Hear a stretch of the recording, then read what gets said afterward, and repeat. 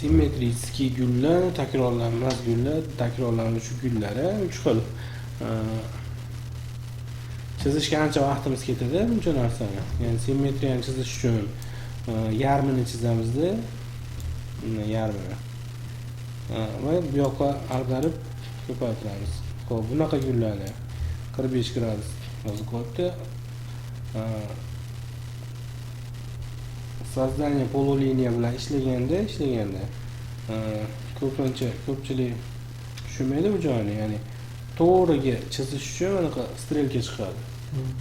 Yoki tepaga chizish uchun tikka liniya strelka chiqadi. 45 gradus qanday qilamiz? 45 gradus bu yerga yozilsa ham bo'laveradi graduslari.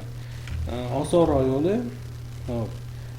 3 ta harakatdan keyin 45 gradusga o'tadi. Ya'ni Ctrl-ni bosib olamiz.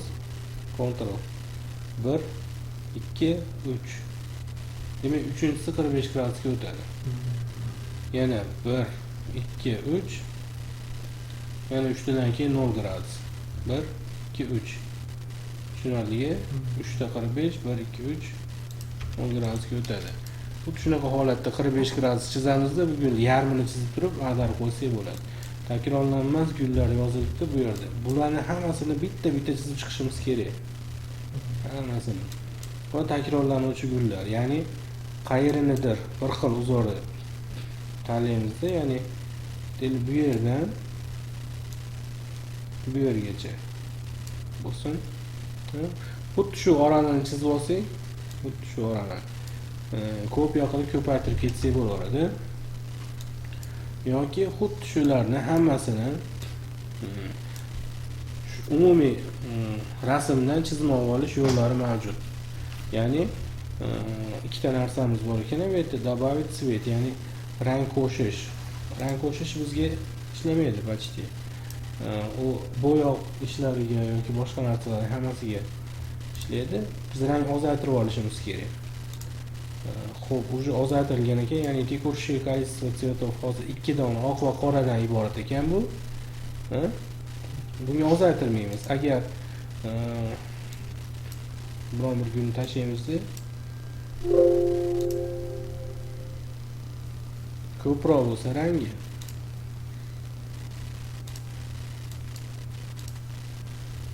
F2 ga o'tib olamiz. Sinxronlashtirib olamiz. Xo'p, rangi ko'proq bo'lsa, ya'ni bu yerda ko'rsatadi o'zi. 255 ta rang bor ekan hozir shuning ichida. 255 ta. Ya'ni yoniga borsangiz ko'rsatadi. Ya'ni qora, seri, oqish, oppoqni o'zi bor. Oqda ham o'zi 3-4 xili bor, to'g'rimi? Shularni hammasini ikkitaga tushirib olamiz. Ya'ni oq va qora. 32 ikkitaga tushiramiz, okey. Hop, ikkitaga tushgandan keyin nima qilamiz? Aylana gullar, cheksiz gullar hammasini bu bilan kopiya qilib qo'ysak bo'ladi. Vektor iz rastra. Vektordan rastra olishi.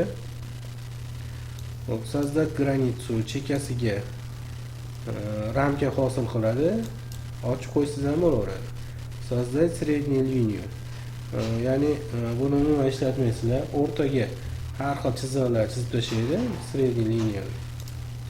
Ko'ramiz. Mana ko'rdingizmi? O'rta liniya olish bu. Ya'ni buni o'zini gravirovka qilib chiqarganga o'xshatib turib o'rta liniya olish. Buni ishlatmaymiz.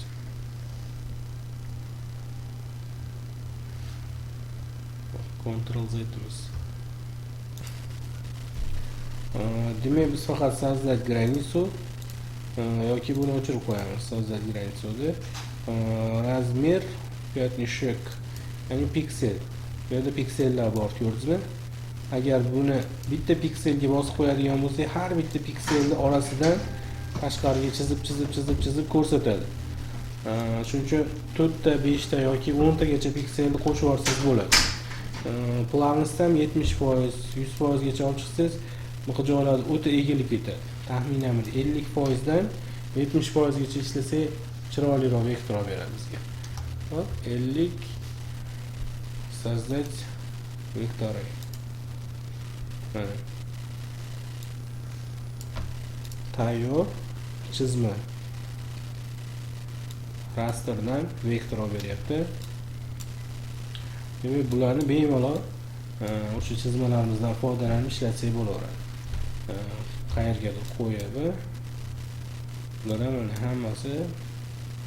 Xo'p, ko'pincha rasmimiz ancha xiralashsa, boshqa bo'lsa, bunaqa xato bo'lishi mumkin.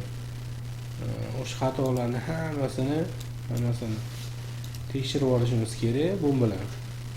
Lechение vektorov, ya'ni o'sha siz xatosini izlamoqchi bo'lgan vektor ushlaysizda, совпадение точек, ya'ni bir-biriga o'tib ketgan tochkalarni ham topadi, перечисление vektorov ikkalasini ham topadi.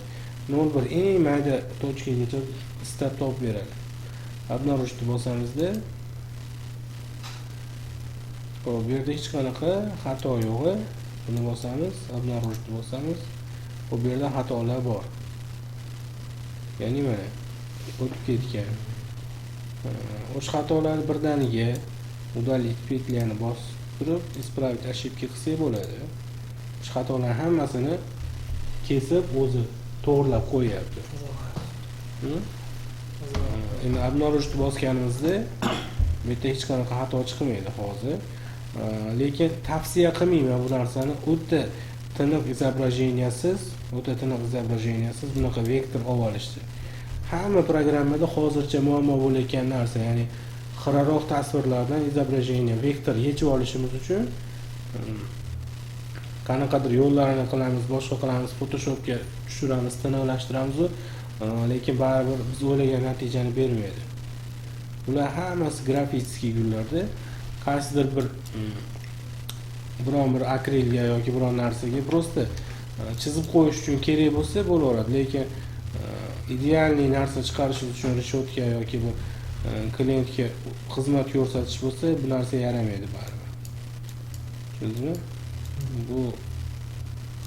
Bularni o'zini chizishi ancha oson yo'li bor. Cheksiz gullar yoki aylana gullar hammasini agar tiniqroq bo'lsa rasmingiz, marhamat, bemalol bundan foydalansangiz bo'laveradi. Ya'ni bundan. Xo'p, demak, kirasiz, rangini ozaytirasiz, oq qora yoki qizil sariq, oq yashil yoki 3-4 xil svet bo'lsa ham, 3 xil svet bo'lsa, qizil sariq ko'k bo'lsa, bu yerga 3 yozib qo'yasiz. 3 yozadigan bo'lsangiz, 3 ta rangni ajratib ham beraveradi. Qizil, sariq, yashilga. Unda ham shu vektorlar chiqarib beradi bizga. Hozir buni o'ziga savol bormi? Sokratid svetni o'ziga. Tushunarligi bu.